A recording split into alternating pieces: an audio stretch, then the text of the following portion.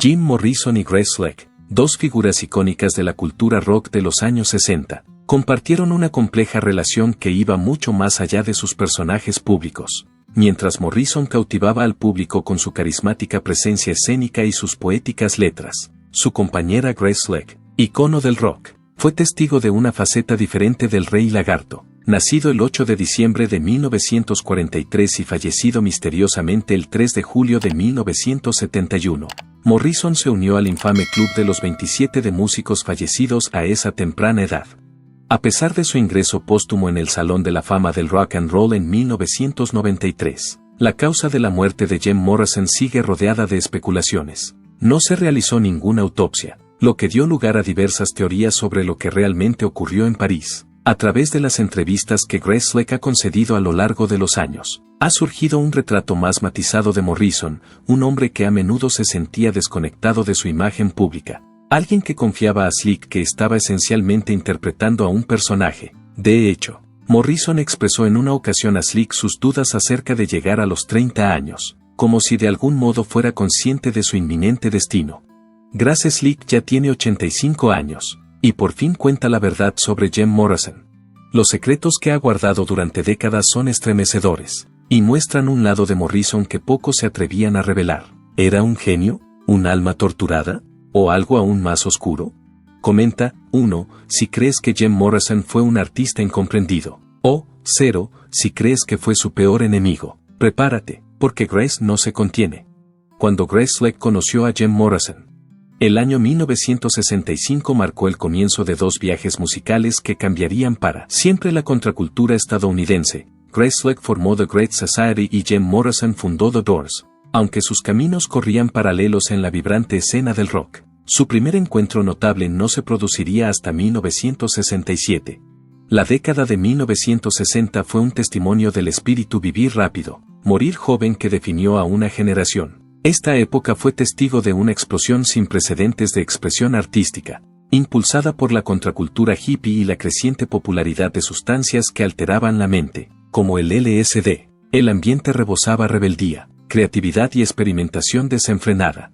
Cuando Jefferson Airplane y The Doors alcanzaron la fama, se convirtieron en abanderados del movimiento de rock underground. Su música captó el espíritu de rebeldía que caracterizaba la época, dirigiéndose a los jóvenes que cuestionaban la autoridad y buscaban nuevas realidades a través del arte y la exploración química. En 1968, ambas bandas habían alcanzado tal fama internacional que a menudo giraban juntas en programas dobles por Europa, algo que ahora se consideraría una formación de ensueño para los entusiastas del rock. Ámsterdam, Londres y otras ciudades europeas recibieron a estas bandas americanas con los brazos abiertos, y los fans expresaron su gratitud de formas únicas en la época. Los chicos de las calles de Ámsterdam nos reconocían, se acercaban a hablar con nosotros y nos daban varias drogas como agradecimiento por nuestra música. ¿Recuerda Slick en sus memorias Somebody to Love? Este intercambio casual de sustancias ilegales ejemplificaba el espíritu libre de la época. La mayoría de los miembros de la banda se limitaban a guardarse estas ofrendas para más tarde. Claro, Morrison tenía otras ideas y solía consumir lo que le daban allí mismo. El primer recuerdo significativo que Grace Slick tuvo de Jim Morrison fue en 1967, en el Motel Tropicana de West Hollywood. Al volver de una actuación de Jefferson Airplane con su compañero Paul Kantner, Slick se encontró con una imagen que marcaría para siempre su percepción del líder de The Doors. Allí, en el pasillo, estaba Morrison, completamente desnudo, drogado y a cuatro patas, pero no solo se arrastraba, sino que aullaba como un lobo a la luna. En lugar de considerar alarmante este comportamiento, Slick aclaró más tarde que tal conducta no era inusual en Jim, lo que indica lo rápido que lo extraño se normalizó en su mundo. Este encuentro en el pasillo dejó una fuerte impresión en Slick. En lugar de sentirse repelida por el comportamiento salvaje de Morrison, se sintió intrigada. Como lo describió más tarde, era guapísimo, pero estaba tan chiflado. La mitad del tiempo no podías hablar con él. Se utilizaba a sí mismo como conejillo de indias humano, para ver hasta dónde se puede llevar el cerebro humano. Sus trayectorias profesionales siguieron cruzándose cuando ambas bandas alcanzaron la fama. Durante una memorable actuación en The Roundhouse de Londres, Slick observó a Morrison desde las alas, hipnotizado por su presencia escénica. Las imágenes de la actuación de The Doors siguen vivas en mi mente. Zen Color, todo negro excepto un foco en la cara de Jim. sus dos manos sosteniendo el micrófono justo en su boca, los ojos cerrados y en silencio. Podías verle esperando a que la ignición saliera volando a través de su cuerpo. Además, Slick se dio cuenta de que Morrison parecía existir en dos realidades simultáneamente, cuando intentaba entablar una conversación con él entre bastidores. No recibía respuestas coherentes, sino coloridas no sequiturs. Sin embargo, esta cualidad enigmática no hacía sino aumentar su fascinación por él.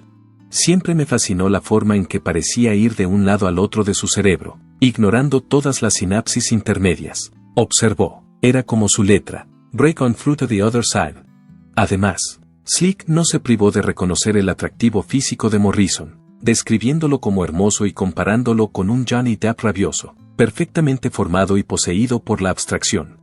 A lo largo de sus primeros encuentros, Slick reconoció en Morrison algo a la vez cautivador y preocupante, un hombre dispuesto a llevarse a sí mismo completamente al límite de la experiencia humana. Sus actuaciones le resultaban a la vez fascinantes y aterradoras, y a menudo se preguntaba qué tipo de curiosidad podía llevar a alguien a tales extremos sin el miedo abrumador de no volver jamás.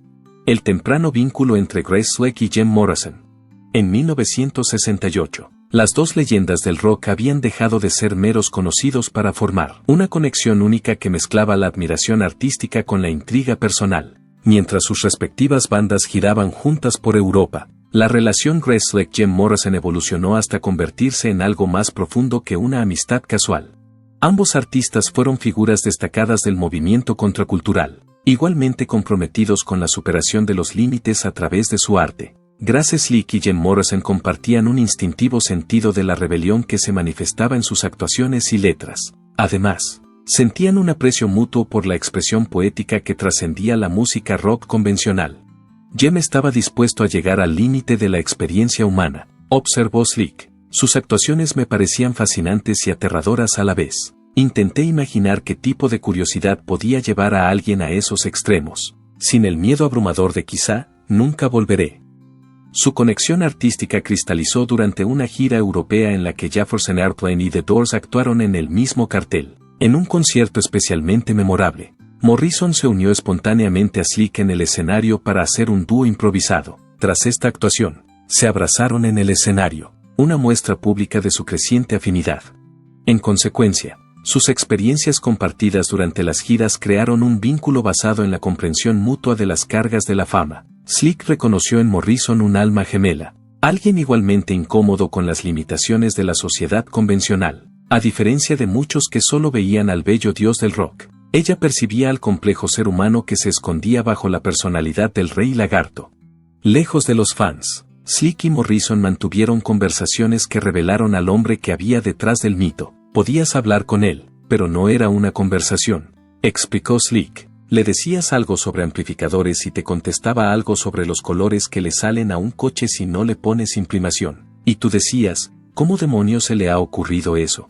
Este estilo de comunicación poco convencional intrigaba más que repelía a Slick. Siempre me fascinó la forma en que parecía ir de un lado a otro de su cerebro, ignorando todas las sinapsis intermedias, señaló. Era como su letra, Break on through to the other side. Tras su dúo sobre el escenario, su relación se hizo físicamente íntima. En su autobiografía de 1998, Slick contaba que conoció a Morrison en el Tropicana Motel de West Hollywood en 1967 con su compañero de banda Paul Kantner. Posteriormente, se armó de valor para llamar a la puerta del hotel de Morrison durante su gira europea. Lo que siguió fue un encuentro que ella describió en términos vívidos, como hacer el amor con una forma de arte flotante con ojos. Slick observó además, cuando me miraba directamente a la cara, parecía buscar constantemente la expresión que pudiera romper la cerradura, como si yo llevara un disfraz. La naturaleza íntima de su relación dejó una impresión duradera en Slick, que más tarde admitió, me decepcionó un poco que no volviera a llamarme, pero, al parecer, yo no era su estilo. En particular, su relación incluía compartir la cultura de la droga que impregnaba la escena musical. Como recuerda Slick en sus memorias sobre sus experiencias en Ámsterdam, los chicos de las calles de Ámsterdam nos reconocían. Se acercaban a hablar con nosotros y nos daban varias drogas como agradecimiento por nuestra música. La mayoría nos limitábamos a decir, gracias, y a guardarnos lo que fuera en el bolsillo para más tarde. Durante los años siguientes a la muerte de Morrison, Slick mantuvo su conexión con él a través del arte. En la década de 1990, creó varios cuadros de Grace Slick Jim Morrison, incluido un retrato de cuerpo entero de un Morrison sin camiseta posando como un Jesús del rock, roll y un boceto de su rostro titulado acertadamente Pretty Boy. Sus homenajes artísticos reflejaban la complejidad de su relación, una mezcla de admiración, atracción y preocupación. Jem me gustaba, a la mayoría de las mujeres les gustaba, reconoció Slick años después. Era guapísimo, pero tan chiflado. La mitad del tiempo no podías hablar con él. Se utilizaba a sí mismo como conejillo de indias humano, para ver hasta dónde se puede llevar el cerebro humano. Aunque su relación sentimental fue breve, la huella que Morrison dejó en Slick perduró durante décadas. A través de sus palabras y obras de arte, preservó la memoria no solo del icono del rock, sino del hombre complejo y problemático que había conocido lejos de los focos. Detrás de la fama, las luchas ocultas de Jim Morrison. Bajo el carismático exterior que cautivó al público de todo el mundo, Jim Morrison albergaba profundos conflictos internos que pocos tuvieron el privilegio de presenciar. Grace Slick, tras establecer una conexión única con el enigmático frontman, se convirtió en uno de esos raros confidentes que vislumbraron lo que había detrás de su cuidadosamente construida fachada. La relación de Jim Morrison con la fama era muy complicada. Según Grace Slick, Morrison confesaba a menudo que se sentía desconectado de su personaje público. Jim me dijo que ser Jim Morrison era básicamente interpretar a un personaje, reveló Slick en una entrevista de 1995. Decía, ese de ahí arriba no soy yo de verdad. Estoy interpretando el papel que la gente espera. Esta desconexión entre su auténtico yo y el personaje del Rey Lagarto creó un cisma emocional que se amplió a medida que crecía su fama. La poesía y las letras de Morrison exploraban a menudo temas como la muerte, el confinamiento y la huida, reflejos de su agitación interior más que meras expresiones artísticas. Jim era como un actor de método que no podía salirse del personaje, explica Slick. La frontera entre Jim Morrison la persona y Jim Morrison el icono del rock se hizo cada vez más difusa. De hecho, Morrison se sentía cada vez más incómodo con las salvajes expectativas que los fans tenían puestas en él. Durante su gira europea, Slick observó que se ponía visiblemente nervioso cuando los fans le pedían a gritos que se exhibiera en el escenario, en referencia a su infame incidente de Miami. Odiaba verse reducido a ese momento, señaló. Había una genuina ambición artística debajo de todo el caos. La presión por mantener su imagen de símbolo sexual rebelde le pasó una factura psicológica inmensa. Morrison dijo una vez a Slick tras una actuación especialmente agotadora, a veces siento que he creado un monstruo que no puedo controlar. Cuando sus caminos siguieron cruzándose a finales de los 60, Slick observó signos cada vez más evidentes del deterioro de Morrison. Su consumo de alcohol, antes un lubricante social, se transformó en un mecanismo de supervivencia. Ya no bebía para divertirse, observó Slick, bebía para escapar de algo. Aún más preocupantes para Slick fueron los cambios en su comportamiento. Jim siempre había sido imprevisible, pero su imprevisibilidad era cada vez más oscura. Recuerda, a diferencia de los años anteriores, cuando su espontaneidad parecía juguetona y creativa, en 1970 sus acciones tenían un aire de desesperación. La poesía que compartía con Slick durante este periodo estaba cada vez más preocupada por la mortalidad. En una conversación especialmente inquietante, Morrison le dijo, no creo que llegue a los 30. Esta premonición le produjo escalofríos, sobre todo después de que su profecía se hiciera realidad cuando murió a los 27. Sobre todo, lo que más impresionó a Slick fue el creciente vacío en los ojos de Morrison. Cuando nos conocimos, sus ojos eran siempre escrutadores, curiosos, vivos, dice. Hacia el final, parecían vacíos, como si ya estuviera en otra parte. El deterioro de Morrison reflejaba su creciente aislamiento, como consecuencia de su comportamiento errático. Muchos amigos y colegas de la industria empezaron a distanciarse de él. En consecuencia, este rechazo solo profundizó su sensación de alienación y aceleró su descenso.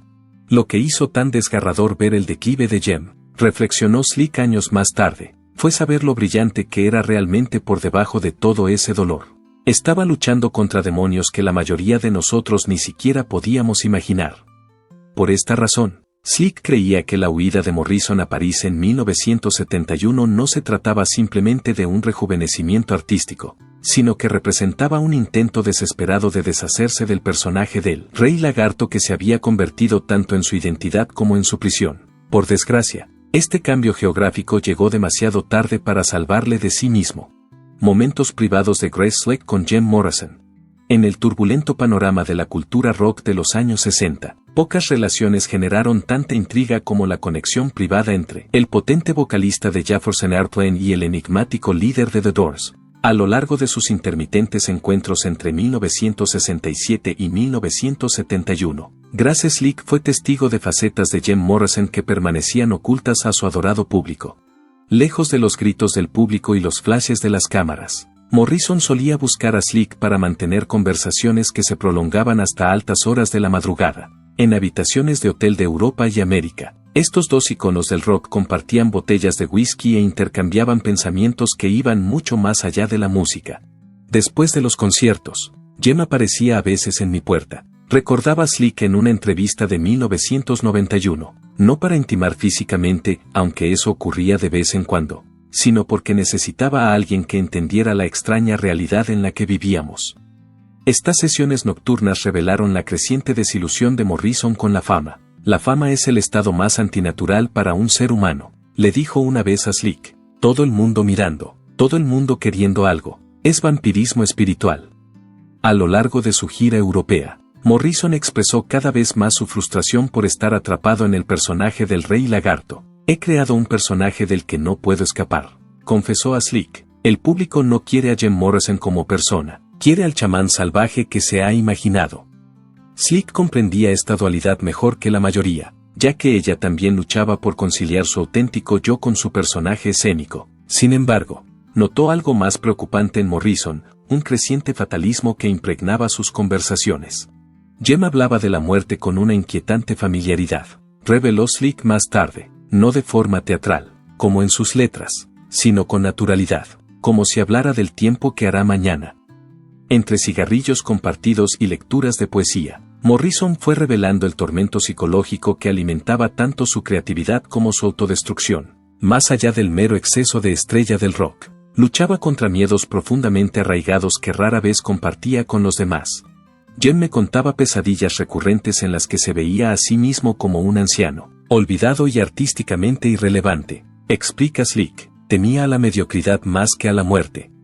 Quizá lo más revelador fueron las confesiones de Morrison sobre su infancia. Habló de la desconexión emocional con su padre militar y de las heridas psicológicas que nunca cicatrizaron. Mi padre nunca me vio actuar, le dijo a Slick, nunca leyó mi poesía, nunca lo hará. Junto a estas revelaciones emocionales, Morrison hablaba cada vez más de visiones espirituales y de lo que describía como visitas. Durante una conversación especialmente intensa en Nueva York, describió la sensación de presencias en su habitación que los demás no podían ver. Le pregunté si solo estaba alucinando por las drogas. Recordó Slick, me miró con absoluta claridad y dijo, ojalá solo fuera eso.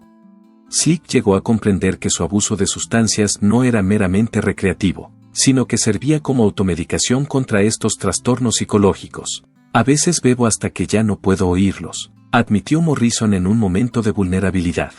Lo más inquietante era la creciente certeza de Morrison sobre su limitado tiempo. No llegaré a los 30, repetía a Slick en sus últimos encuentros. Ya he visto demasiado. Esta premonición resultó trágicamente cierta cuando murió en París a los 27 años.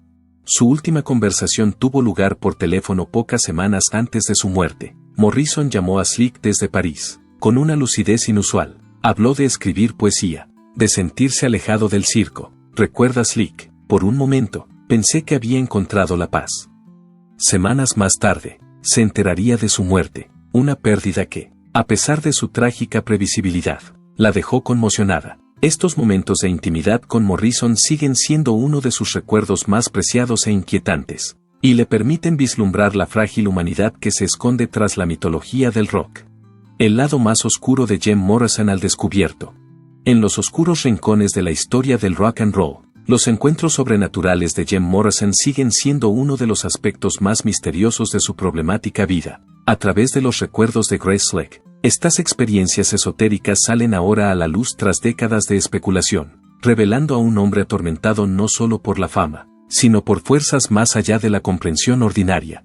A lo largo de su relación, Grace Slick fue testigo de la preocupación de Morrison por fenómenos espirituales que iban mucho más allá de la metáfora artística. En el núcleo de su identidad espiritual había un trauma infantil que moldeó toda su existencia. De joven, Morrison fue testigo de un devastador accidente de coche en el que se vieron implicados nativos americanos en una carretera desierta. Este momento alteró permanentemente su percepción de la realidad.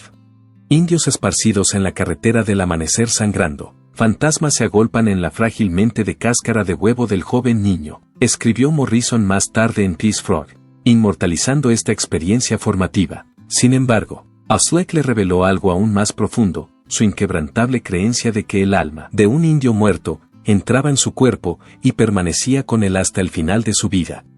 De un mismo modo, Morrison describió a menudo la sensación de presencias que otros no podían percibir. Durante una conversación especialmente reveladora, le confió a Sleck la existencia de entidades que sentía que le observaban. Ante la sugerencia de ella de que podría tratarse de alucinaciones inducidas por drogas, Morrison respondió con escalofriante claridad: ojalá solo fuera eso. Sorprendentemente, estas conexiones espirituales no terminaron con la muerte de Morrison. Su tumba en el cementerio parisino de Père-Lachaise se ha convertido en un foco de fenómenos inexplicables. En 1997, una fotografía tomada en su tumba captó lo que parece ser el fantasma de Morrison. Una imagen que los expertos han confirmado que no muestra signos de manipulación o trucaje de la luz. Para aclarar las creencias espirituales de Morrison, Sleck explicó: Jem no jugaba con ideas ocultistas solo para escandalizar. Se veía a sí mismo como una figura mística y chamánica. No eran solo payasadas escénicas, eran expresiones de algo que llevaba dentro.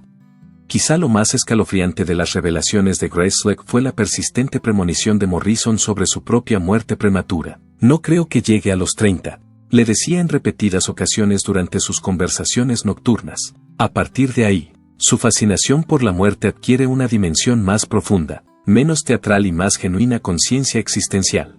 Tras la muerte de Jimi Hendrix y Janis Joplin en 1970, se oyó a Morrison referirse a sí mismo como número 3 o el tercero. Sleck le recuerda diciendo simplemente: voy a ser el siguiente. Esta declaración resultó inquietantemente profética cuando se unió a ellos en la muerte el 3 de julio de 1971.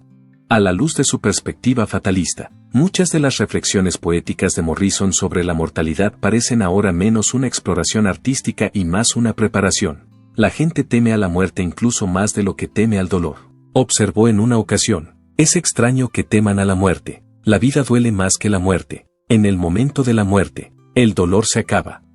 Principalmente, esta conciencia de la mortalidad no se manifestaba como depresión, sino como urgencia. Morrison vivía con una intensidad extraordinaria y le dijo a Sleck que se veía a sí mismo como un enorme cometa ardiente, una estrella fugaz. Todo el mundo se detiene, señala hacia arriba y jadea: oh, mirad eso. Entonces, ¡zas! Y me voy. A principios de 1971, los signos de su inminente destino eran cada vez más evidentes. Morrison sufría ataques de tos y producía sangre, pero a partir de entonces rechazó la intervención médica, insistiendo ante amigos como Alain Ronne en que se encontraba bien. Su marcha a París parecía motivada no solo por el rejuvenecimiento artístico, sino por la sensación de que se estaba desarrollando su capítulo final. Tras su muerte a los 27 años, la misteriosa inscripción griega de su lápida, traducida como fiel a su alma, abajo sus demonios o, lo que es más inquietante, esclavo de sus demonios, parece un epitafio apropiado para un hombre que vivió en la intersección de los mundos físico y espiritual. Los últimos días, la escapada de Jim Morrison a París.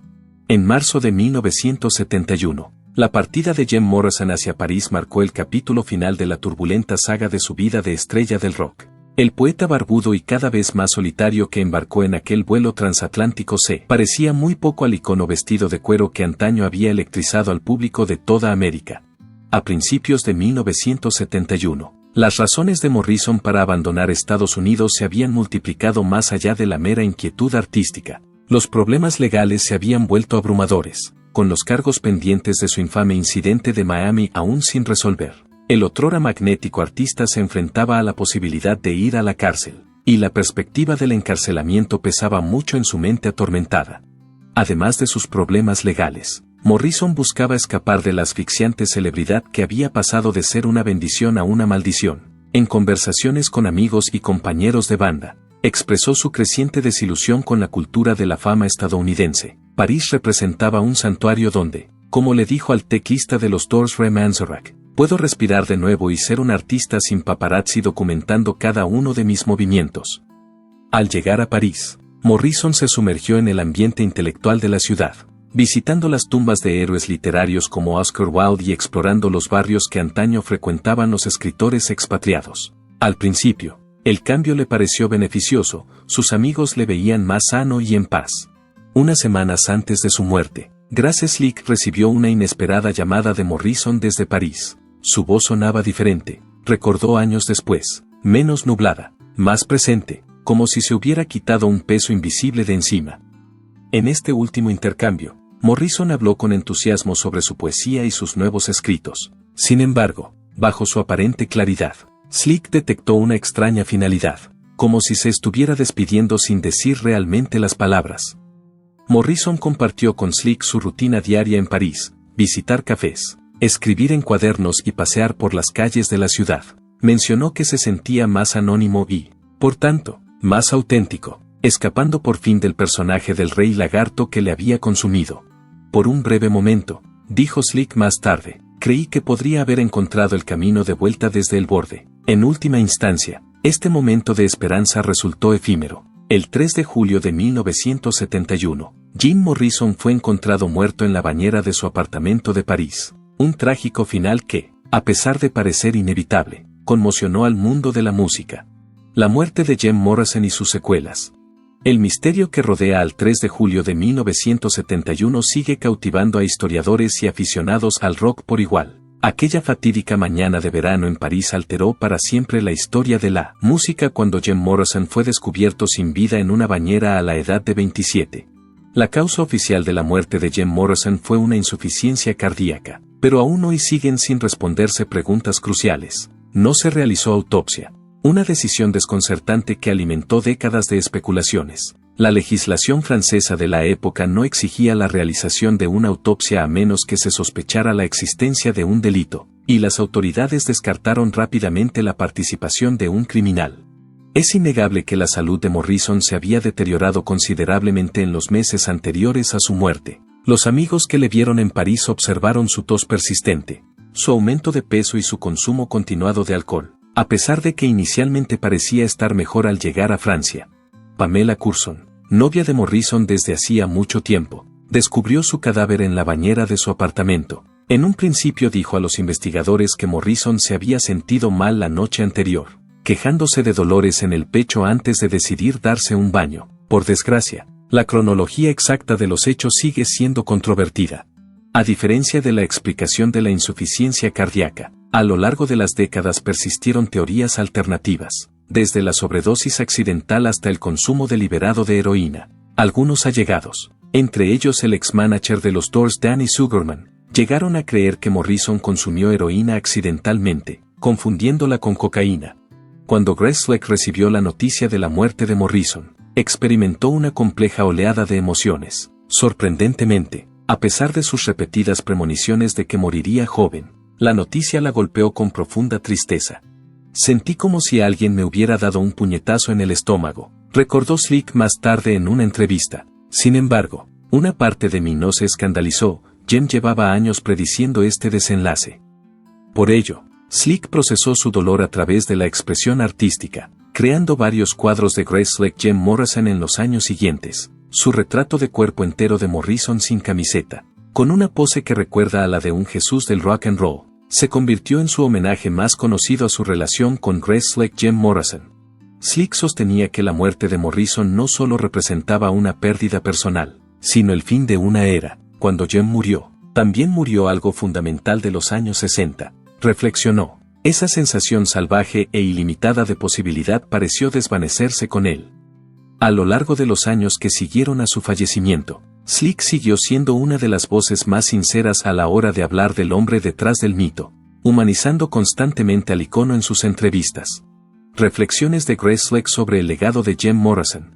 A lo largo de las 5 décadas que siguieron a la prematura muerte de Jim Morrison, Grace Slick se erigió en una de las voces más honestas a la hora de preservar su complicado legado, a diferencia de muchos de sus contemporáneos, que mitificaron o demonizaron al líder de The Doors. Slick mantuvo una perspectiva equilibrada basada en una auténtica conexión personal, Todo lo relacionado con Jem se exageró después de su muerte, comentó Slick en una entrevista de 2015. No era un dios, pero tampoco era el bufón borracho que algunos críticos hicieron pasar por él.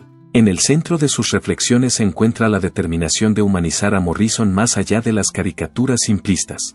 Slick se opuso constantemente a la mitología del Rey Lagarto, destacando en su lugar la profundidad intelectual y la vulnerabilidad de Morrison. Jem leía constantemente poesía, filosofía, historia, pero eso no encaja en la narrativa de la estrella del rock, observó. Con el tiempo, fue protegiendo cada vez más su legado artístico y expresando su frustración cuando los medios de comunicación lo reducían a incidentes sensacionalistas. Lo que la gente olvida, señaló Slick durante una rara aparición televisiva en 2017, es que Jem era fundamentalmente tímido. El escandaloso intérprete era en parte una armadura contra sus propias inseguridades. Esta perspicacia psicológica refleja su posición única como colaboradora y confidente. Los homenajes más tangibles de Slick llegaron a través de sus pinturas gracias a Jem Morrison. Tras retirarse de la música, canalizó su energía creativa hacia el arte visual, produciendo varios retratos impactantes que captaban la belleza física y la complejidad espiritual de Morrison. Su cuadro más famoso representa a Morrison como un Jesús del rock and roll, sin camiseta y con los brazos extendidos en una imagen mesiánica.